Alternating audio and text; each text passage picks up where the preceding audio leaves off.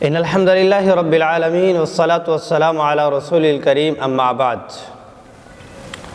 اللہ تبارک و تعالیٰ بادشاہ ہیں، اللہ کا کلام بھی بادشاہ ہے۔ کلام اللہ عزت والا ہے، جو کوئی شخص اس کے ساتھ جڑ جاتا ہے وہ بھی باعزت ہو جاتا ہے۔ کلام اللہ بلند و بالا ہے، جو کوئی شخص اس کے ساتھ جڑ جاتا ہے وہ بھی بلند و بالا ہو جاتا ہے۔ 17ویں پارے کا خلاصہ بیان کیا جاتا ہے۔ اس میں ایک سورۃ انبیاء ہے اور دوسرا سورۃ الحج ہے۔ سورۃ انبیاء میں قیامت کا تذکرہ ہے، رسالت کا تذکرہ ہے اور توحید کا تذکرہ ہے۔ قیامت کو پہلے لایا گیا اور قیامت کی ہولناکی کا بتلایا گیا، قیامت کی سختی اور شدت کا بتلایا گیا، حساب کتاب میں جو اللہ تبارک و تعالیٰ نے ایک نظام بتلایا ہے وہ بتایا گیا، اور ساتھ میں رسالت کے اس بات کے لیے اس صورت میں 17 انبیاء علیہ السلام کا تذکرہ کیا گیا۔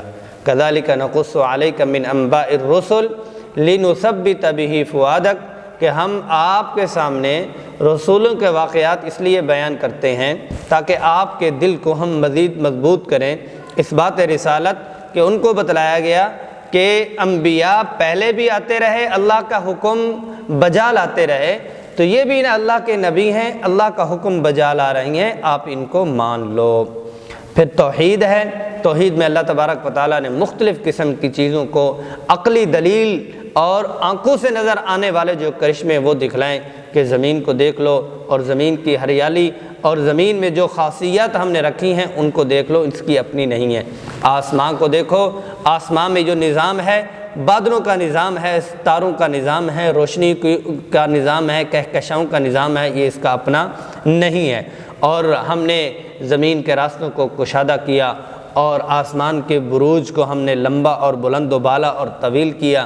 پھر ہم نے ہی دن رات، سورج چاند ستاروں اور ہر ایک کا نظام بنایا۔ یہ توحید کے اوپر دلالت کرتے ہیں۔ اس کے بعد سورۃ حج ہے۔ سورۃ حج میں 6 باتیں ہیں۔ قیامت ہے، اور قیامت کے ساتھ انسانی تخلیق کے 7 مراحل کو بیان کیا گیا۔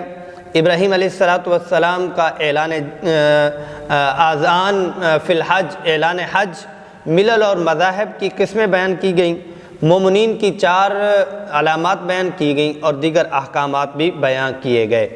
اس صورت کی ابتدا جو ہے ان زلزلۃ الساعۃ شیء عظیم کہہ کے یوم تذہل کل مرضعۃ اما ارضعت، اللہ تبارک و تعالیٰ نے ہلا دیا، دہلا دیا اور رعب اور دبدبے میں لگا دیا کہ تمہیں ایک دن ایسے حالات سے گزرنا ہوگا۔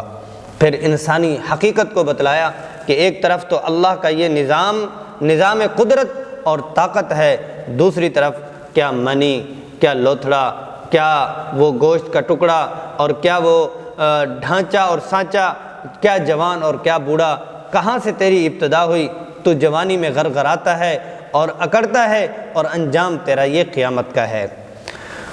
ملل اور مذاہب کے لحاظ سے بھی بتلایا کہ مسلمان، یہودی، صابی، بت پرست اور کچھ مجوسی ہیں اور مشرک ہیں، بت پرست ہیں، یہ لوگ اللہ کو چھوڑ کے لگے ہوئے ہیں، جبکہ مسلمان حقیقت میں حقیقی عبادت میں لگے ہوئے ہیں۔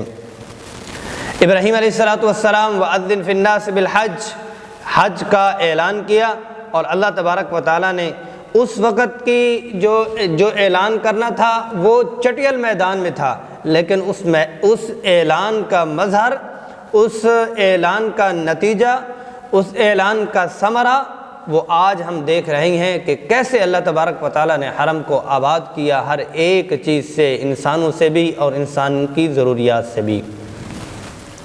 مومنین کی 4 علامات بتلائی گئیں کہ اللہ سے خوف کرنے والے ہیں، مصائب پہ صبر کرنے والے ہیں، نماز کی پابندی کرنے والے ہیں، نیک مصرف میں خرچ کرنے والے ہیں۔ دیگر احکامات میں مناسک حج بھی سکھلائے گئے، اقامت الصلاۃ بھی سکھلایا گیا، جانوروں کی قربانی کے بارے میں بھی بتلایا گیا اور جہاد کے بارے میں بھی بتلایا گیا۔ اللہ تبارک و تعالیٰ قرآن عزیز کو سمجھنے کی توفیق نصیب فرمائے۔